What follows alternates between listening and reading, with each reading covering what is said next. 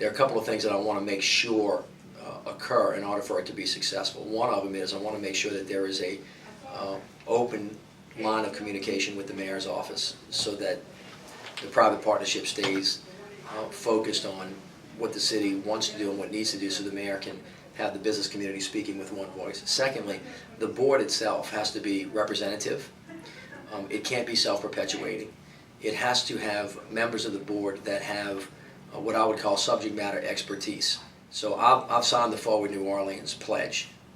There was a small caveat. Said I'm not accepting any board that Ray Nagin appointed. I want to go back and look at it. I want to make sure that it's representative of the community. I want to make sure that it's broad-based and it's diverse, not only by race or geography, but also by subject matter. The fault line is who makes the ultimate decision. And that's where the rub comes. The African American community says if the mayor's not the one making the ultimate decision, they can't enforce and make sure that the African American community is being involved, or minority and women-owned businesses. Other folks say, no, you got to be out of it totally. I fully support the DBEs. I think that that's a great idea. However, there's also a feeling in the African American community that we're maturing past that. That in fact what you have to do with public contracts is build capacity in the African American community. So African American and women-owned businesses have the ability and the capacity to actually have 100% of the projects, because they don't want to just do 35% when they feel like they have the capacity to do all of it. And I agree with them. I think that we have to build capacity in the middle-income communities to make sure that we're training architects and engineers, lawyers, landscape artists. We're going to have a lot of public work, and everybody has got to be able to the opportunity to participate, and here's the other thing, the responsibility to do it well and to do it right.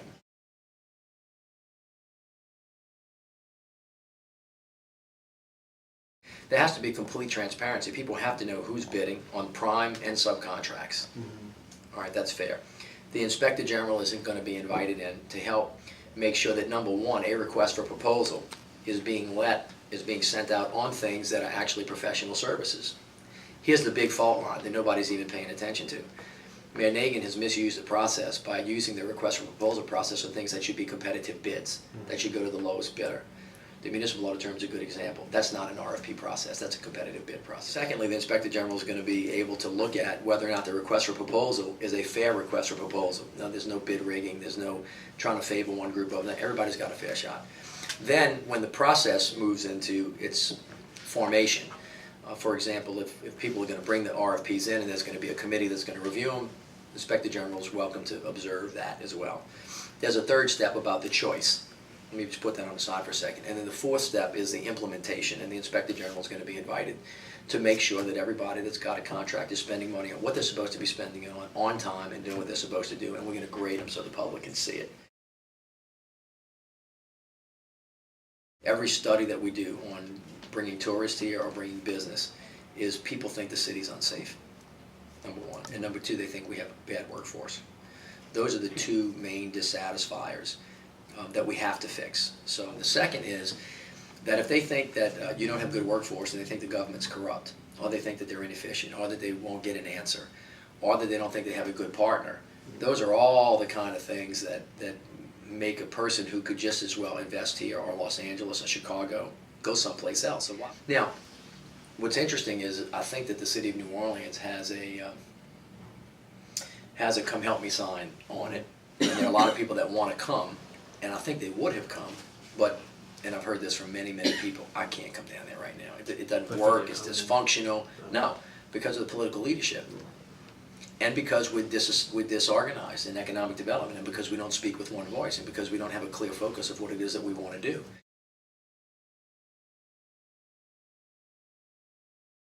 First of all, any new business venture takes a certain level of risk. And most smart business people won't invest in anything unless they think there's a reasonable chance to get a reasonable return on investment. It's just really that easy. That's what drives everything that business people do. It's important, first of all, to know how to attract business. And I really think on this issue, I've really, earned my stripes in, even though I'm not the head of the Department of Economic Development, of generating substantial contacts for the state over the past 6 years notwithstanding the fact that I didn't run the Department of Economic Development, which is interesting when we get into the PPP and to NARD and all these other things. You don't have to be the boss and have everybody to be a direct report to you to be a substantial helper in a certain area. But I've observed a couple of things as I've tried to generate jobs for the state of Louisiana, things that have been successful and things that have not. First of all, good tax incentives that are targeted to specific clusters helps. Historic tax abatement program, cultural products districts, Main Street programs, the new market tax credits, the go-zone tax credits where they've worked, and the film industry tax credits. You've seen people who, when you back them up a little bit through a tax credit, a soft second or whatever it is, you minimize their risk. Same thing with Essence Festival. When we go to Essence Festival, so we want to work with you to create a partnership. Really what we're doing is kind of guaranteeing against a potential loss. So Essence comes and then we generate $120 million of economic activity. Those are great successes. In almost every speech that I've given since I've been Lieutenant Governor, when I talk about tourism, I always say, and I have 5 economic development principles. I told you one, think regionally so you can compete globally. I told you a second one, which is diversity is a strength, not a weakness, which goes into the other one. Is that you have to diversify your economy. You cannot just be a one-legged stool. And as soon as you get good at something else, start getting good at something else. And the tourism industry now, so this has been what I'm pushing them to do, is get out of your comfort zone and start getting at the table with the other business leaders so that you can integrate yourself.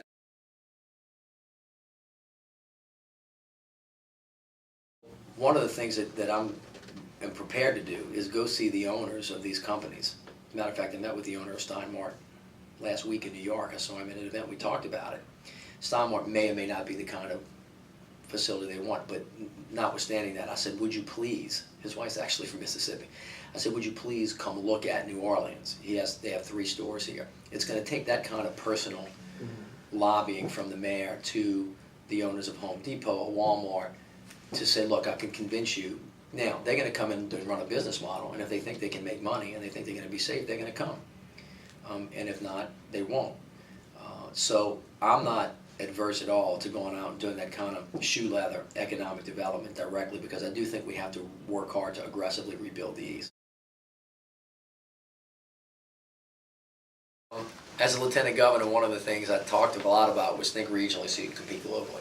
And I really tried to get the different regions of the state to quit seeing themselves as 64 parishes and then to identify themselves as regions. You know, I will be able to bring the parish presidents in these different regions together to try to generate economic development for us all. It is important for me for businesses to be here, but what's equally important is to make sure that citizens of New Orleans have job opportunities.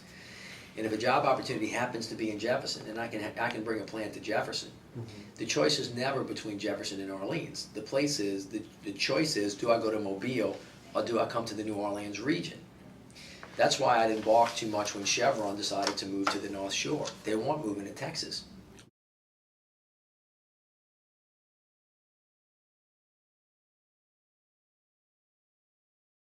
$1.2 billion. More than half of it's federal, about 467 is state, local. When business owners come there, they shouldn't have to go to 8 different places. They ought to have to go to one place, right? So you got an issue of focus, you have an issue of duplication, and you have an issue of resource. And so I'm going to spend a lot of time on what I call downline logistics in the bowels of City Hall. I mean, how you're a really good CAO that may be called the deputy mayor. And say, you know, get it right so that it's easy to do business and citizens actually have a pleasant experience when they come in. In terms of public works, if you think about it, it is possible, although I'm not prepared to say this is what I'm definitely do, that you would merge a sewage and water board together and put it in the city. You actually have a Department of Public Works, so people who are master planning streets and sewage actually are doing it together. Now we've talked about, oh, let's coordinate, let's talk. Well, I mean, do you really need? Robert Sarasoli believes, by the way, that we have way too many agencies in this city, that we have way too many boards and commissions, that we have way too many of all of these things.